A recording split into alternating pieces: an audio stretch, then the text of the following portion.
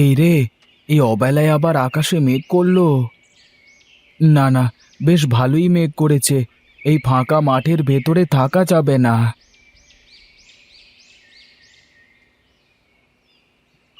দেখি, এখানে একটু দাঁড়িয়ে দেখি ঝড় বৃষ্টির কি অবস্থা হয়।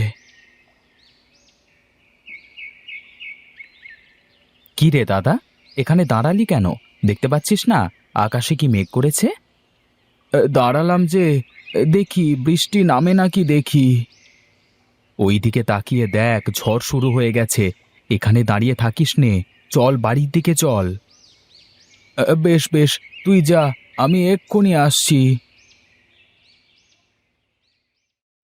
কি মেঘ করেছে আর কি ঝড়! মানুষটা যে এখনো বাড়ি ফিরলো না, কে জানে কোথায় কিভাবে আছে। ঠাকুরপো তো চলে আসলো, কিন্তু তেনার তো কোনো খোঁজ খবর নেই। এই মানুষটাকে নিয়ে আমার যত চিন্তা।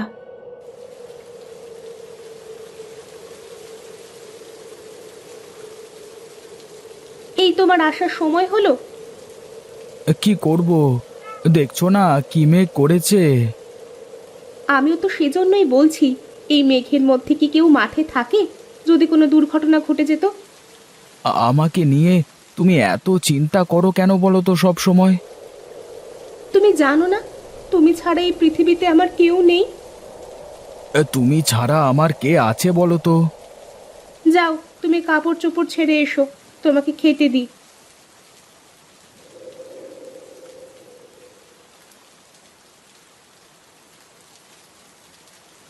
বাহ, খুব সুন্দর লাগছে তো তোমাকে।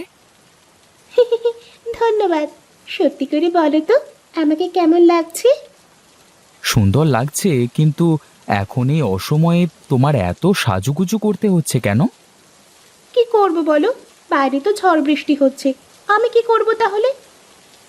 আচ্ছা, তোমার কি এই সাজগোজ বাদে আর কিছু আসে না? দেখো, তুমি আবার এসব নিয়ে কথা বলবে না। বিয়ের সময় তুমি জানতে না যে আমি কাজ কাম করতে পারি না? হ্যাঁ, সেই তো আমার কপাল। আগে কি আর জানতাম যে তুমি কখনো ভালো হবে না? কি কি বললে তুমি? আমি ভালো না, আমি খারাপ? এই তো, এই একটা কাজই তো পারো, কিছু বলতে না বলতেই চোখ দিয়ে পানি ফেলতে। ধুর, ভালো লাগে না কিছুই। আরে গণেশ যে, কি খবর তোর? এদিকে আয় একটু। আমাকে ডাকছো দাদা? হ্যাঁ রে, তোকে ডাকছি। একবার আয় তো এইদিকে, শুনে যা।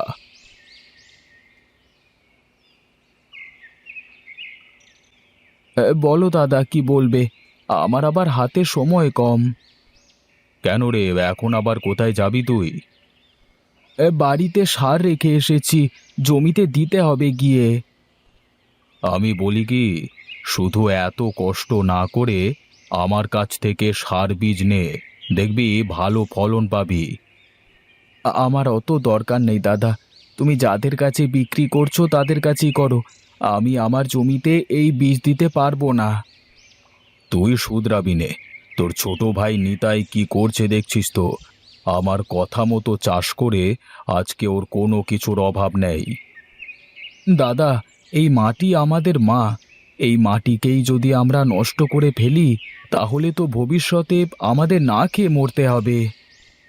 তোর এই নীতিবাক্য কেউ শুনবে না রে গণেশ। আমি যা বলি শোন, তাহলে দেখবি ভালো করবি। ঠিক আছে দাদা, এখন তাহলে আমি চলি, আমার দেরি হয়ে যাচ্ছে। কবে আসবে ওর মাথায় সুবুদ্ধি? বেটাকে পটাতে পারলে বাকিরা সবাই হুড়মুড় করে পড়তো আমার দোকানে এসে। বেশ, আপনার জমিতে তো বেশ ভালোই ফলন হয়েছে। তা বলুন, এখন কিভাবে কি করা যায়? আমি আর কি বলবো, আপনি বলুন কিভাবে কি করতে পারবেন। এই নিন আপনার অ্যাডভান্স। আমার লোক এসে জমি থেকে তরমুজগুলো সব নিয়ে যাবে, আর আমি এসে বাকি টাকা দিয়ে যাব।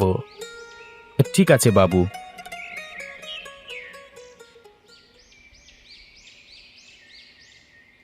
বাবু, আগে আমি বলছিলাম যে আমার জমির ফলগুলো নেন না।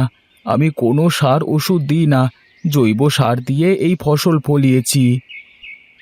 দেখুন গণেশবাবু, আমরা তো আর দেখে শুনে ওরকম জিনিস কিনতে পারি না। আর তাছাড়া খরিদ্দাররা যা পছন্দ করে আমাকে তো তাই নিতে হবে, তাই না? তবে বাবু, আমার জমির ফসল নিলে আপনার ভালো হতো। যাও যাও, তুমি আমাকে ভালো মন্দ শেখাতে এসো না, যাও।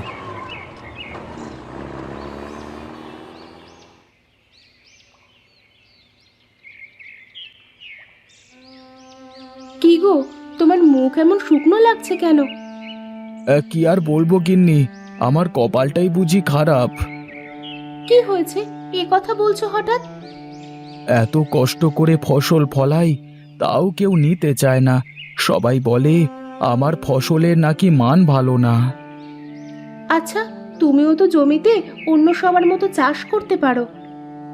হ্যাঁ পারি, কিন্তু তা করলে যে ওদের মধ্যে আর আমার মধ্যে কোনো পার্থক্য থাকবে না। পার্থক্য রেখেই বা কি লাভ? সেই তো কষ্টে দিনপাত করতে হয় আমাদের। বুঝি গিন্নি, আমিও বুঝি। রূপা সব সময় দামি দামি শাড়ি গহনা পরে, আর আমি তোমাকে দুমুঠো ভাত আর একটা শাড়িও কিনে দিতে পারি না ঠিক মতো। কেন, তাতে কি হয়েছে? আমি কি কখনো কিছু বলেছি তোমাকে তার জন্য? তুমি না বললেও তো আমি অনেক কিছুই বুঝতে পারি। আমারও তো ইচ্ছে হয় তোমাকে কিছু দিতে। তুমি এত ভেঙে পড়ো না তো, দেখবে একদিন সব ঠিক হয়ে যাবে। তাই যেন হয় গো, কে জানে কবে এর থেকে মুক্তি পাবো। বাবু, আপনি আর ট্রাকে কি এগুলো? কি আর হবে, এগুলো আপনার ক্ষেতের ফসল। ওপরে দেখতে তো খুব ভালোই দেখা যাচ্ছে, কিন্তু ভেতরে একদম যাচ্ছে তাই। কি বলেন কি এসব আপনি? কি বলছি না, ঠিকই বলছি। বিশ্বাস না হলে দেখুন, আপনি নিজের চোখে দেখুন। দেখুন একবার, এটা কি? দেখুন, এটা তো আর আমি জানি না। আর তাছাড়া তো আপনারা সব দেখে শুনিয়ে নিলেন। অত কিছু বুঝি না। আমার সব টাকা ফেরত দিতে হবে আপনাকে এক্ষুনি। আর তা না হলে আমি লোকাল থানায় আপনার নামে ঠকবাজির মামলা করব। ওগো, উনি কি বলছে? আমার তো কিছুই মাথায় ঢুকছে না। দেখুন, এমন কিছু করবেন না। আর এই নিন আপনার টাকা। ওগো, আমার নতুন গয়না কেনা হবে না তাহলে? হ্যাঁ হবে তো।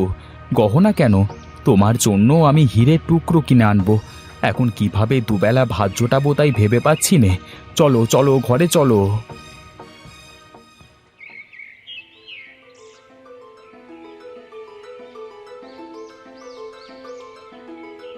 আরে শহুরে বাবু যে, তা হঠাৎ কি মনে করে আমার এখানে?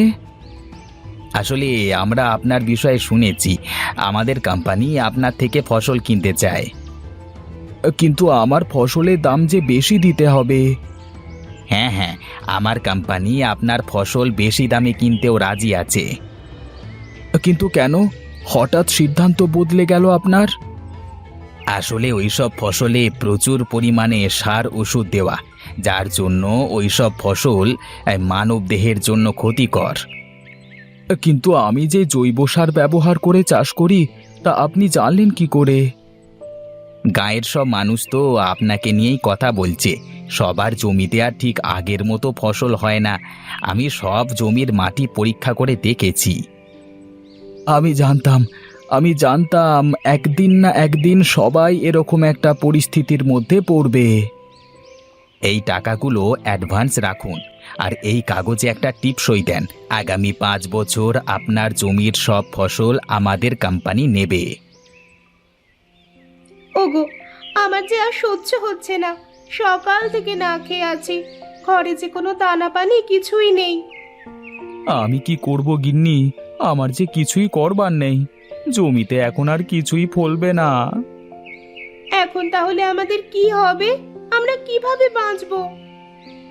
দাদা তুমি, বৌদি তো তোমরা? হ্যাঁ ঠাকুরপো, আমরা। আজ যদি তুমি তোমার দাদার কথা শুনতে, তাহলে হয়তো এই দিন দেখতে হতো না। আমাকে তুমি মাফ করে দাও দাদা। পাগল ছেলে, শোন, মাটি হলো আমাদের মায়ের মতো। তাই তো মাটিতে এসব বিষাক্ত পদার্থ দিলে মাটি নষ্ট হয়ে যায়, যার ফলে একসময় মাটি ফসল দেওয়ার ক্ষমতা হারিয়ে ফেলে। এখন থেকে আমি তোমার কথা মতো চলবো দাদা। দরকার নেই আমার বেশি টাকা পয়সার, দরকার নেই আমার এত সুখের। সুখের জন্য টাকা পয়সা লাগে না রে পাগল, মনের সুখই যে আসল সুখ। এই যে দেখছিস না, তোর বৌদি আমার সাথে না খেয়ে থেকেও কেমন সুখী।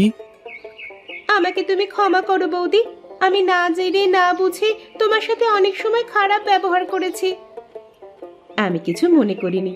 আর তুই তো আমার বোনের মতো, আমার তো বোন নেই, থাকলে হয়তো তোর মতোই হতো। তুমি আমাকে বোন বললে দিদি? হ্যাঁ, এখন নে, এই খাবারগুলো খেয়ে নে। সবাই শুনুন, এখন থেকে আমরা আর কোনো সার কীটনাশক জমিতে দেব না, আর আমরা আমাদের মাটিকে নষ্ট করব না।